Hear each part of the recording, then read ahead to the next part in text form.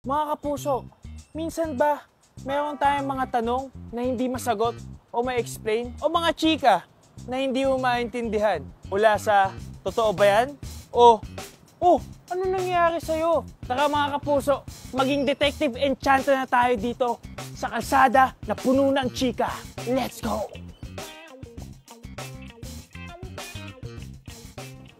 Sir, ay! Nagulat siya.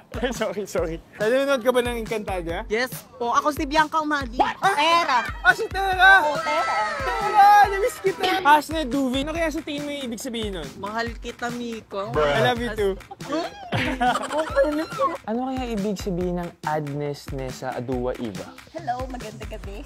Pwede. Ano kaya ibig sabihin ng Bea? Artista po yun.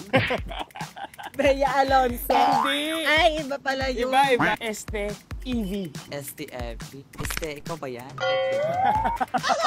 Ang ibig sabihin ng Hasne Duvin ay anong nangyari sa'yo? Yo. Ang ibig sabihin ng Adnes Nessa Adua Iba ay what's the meaning of this? Ang ibig sabihin ng Bea ay bakit? Bakit? Yan. Ang ibig sabihin ng STEV ay is this true? Totoo ba yan? Paano mo kaya ito magagamit itong STEV? STEV? Ito kaya yung sinasabi nila? Magaling ka, ha? Kunwari, aamin ako sa'yo. Tapos, gagamitin mo yun. Ito yung mic mo, yan. Matagal ko na itong gustong sabihin sa'yo. Gusto kita. Agis na sa Adua Iba. Hindi. Ang ibig ko sabihin, matagal na kita gusto maging kaibigan. Oo naman, pare. Fist bump tayo. Yeah. Kunwari, ayoko na sa'yo, gusto na kitang hiwalayan. Gagamitin natin ang salitang Bea.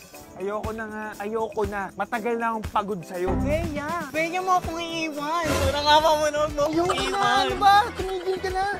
Bea! Mga kapuso, alam naman natin, ang buhay ay punong-puno ng drama. Sa bawat STEV, Hasne Duvin, at Bea. Sigurado, mas masaya ang chikahan natin.